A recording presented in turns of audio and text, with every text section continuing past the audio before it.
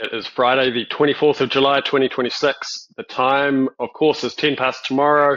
And right now I'm going to talk about a story that broke this week about a professor at Brown, which is one of the Ivy League universities over in the States, who ran his midterm exam just recently for the very first time as a take-home version of the exam.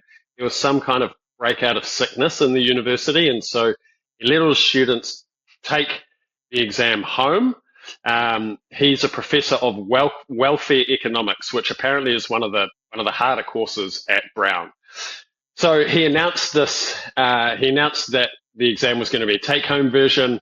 Apparently, suddenly enrollment jumped from under 30 students to 86 overnight. So that was pretty funny for a start. But then fast forward, the students took the exams home, they all did them, and they came back averaging 96 out of 100. 40 of the students scored a perfect 100 out of 100. And this is a course that normally scores an average of between 65 and 80, right? So that average of 96 was phenomenal. So, of course, he got suspicious. And on the advice of one of his colleagues, he put the exam questions into ChatGPT, and the answers came back. They were the same kind of, convoluted answers that he'd been reading in the exams all week, right? So that was the midterm exam, and so then he moved the final exam to being in person. And apparently, the moment that he announced that, 18 of the students dropped out of the course, and then 9 more of them just didn't show up for the final exam. And then the crux of it is the ones who turned up and they actually sat the final exam averaged 48 out of 100. So the average, to recap, went from 96 in the take-home midterm exam to 48. That's the interesting part, right? Well, so the cheating that's implied via AI is the obvious part of the story. Let's get past that, because this interesting subplot to me is that when that professor took the thinking crutch away, there obviously just wasn't much left underneath it from those students, right? So in that class, welfare economics at Brown, a 96 used to mean that you had a good, deep understanding of welfare economics. But now the implication is it could just mean that you had a ChatGPT browser open. So obviously this matters far beyond this one classroom, this one exam.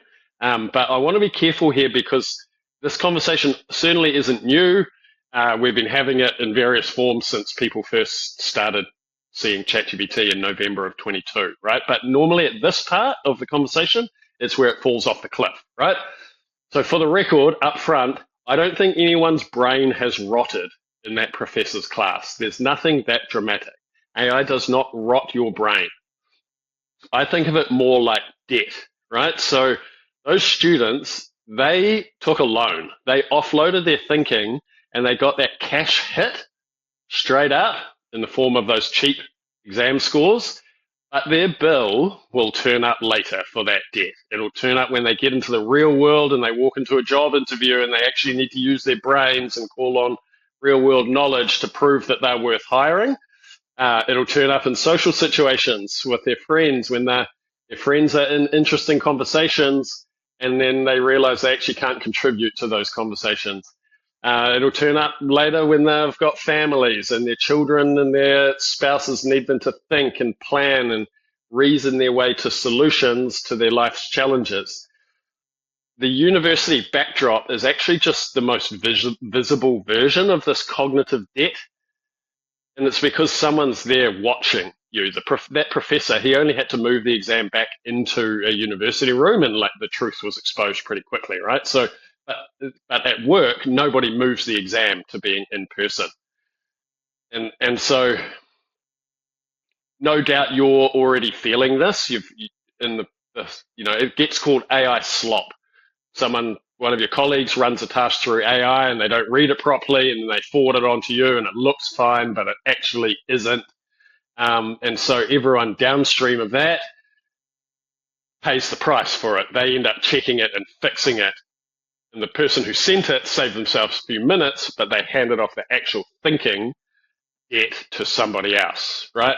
Now, the part that anyone who hires people is running into is that the graduates we're employing now, most of them have got their degrees now in a similar scenario to these Brown students, right? AI tools have now been out for over 3 years. This current generation of students, I've had them the whole way through. So we can't assume that their thinking muscles have been built. In fact, it's probably wiser to assume that they haven't now. So we're going to have to change our onboarding processes, our interviewing processes. How do we check for the deep cognitive ability, the critical analysis, the ability to reason, to apply logic, to apply theories, to experience? We're going to have to find ways to check on all of those rather than just trusting exam scores and university transcripts. And I'm not having a go at university students here. I catch myself doing it too, sometimes I have really stringent mental frameworks to not do this, but even sometimes, especially for the low level stuff, I find myself reaching for AI sometimes before I've introduced my own thinking to it. And it can feel productive and sometimes it actually is, but sometimes I've actually just skipped the thinking part, what's my actual understanding of the thing. So I'm really at pains here to say that when you hear these type of stories, like this Brown University one, about cognitive debt, please don't just automatically turn them into anti-AI, AI rots your brain stories. People use this stuff every day. I use this stuff every single day. I would never give it back, right? But the move is to keep ourselves in the loop on purpose, we keep hold of the judgment and we lean on AI for the routine, mundane thinking, right? So we're really fond of saying around here at 10 past tomorrow, AI is making lazy people super lazy and it's giving dedicated people superpowers.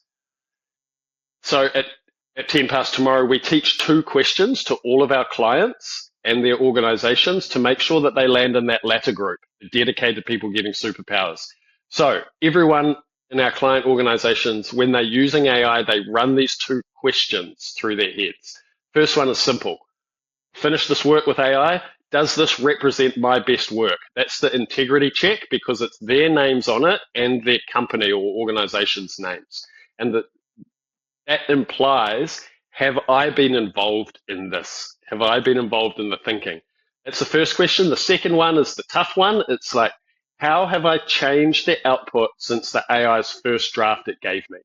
Because if the honest answer is that you haven't changed anything, then you didn't do any thinking. The AI did it, and you are just passing it on, right? So that is those are 2 super important questions. What they do is they demand intellectual, cognitive honesty, and you stay as the one who's doing the thinking, right? The Brown students couldn't have answered that. The person firing off work slop can't honestly answer those 2 questions. And so the last thing that I'd allude to tail off this essay is the stakeholders that I think about most, which is my own household. My kids are going to grow up in this world. They'll never know a world without AI, and I'm clearly not going to ban it from them. That would be stupid, right? But my kids are 8, 6, and 3. It's here for them. If I was to, it's the equivalent of banning the calculator when I was a kid, right? They will use these tools their whole lives, and they should. They have no exposure to it yet, and that's intentional. But somewhere in there, in the next few years, AI is going to start to play a part in their lives, and they've got to, in my opinion, got to build the brain muscles, the cognitive muscles, before they hand the work off to these tools. So,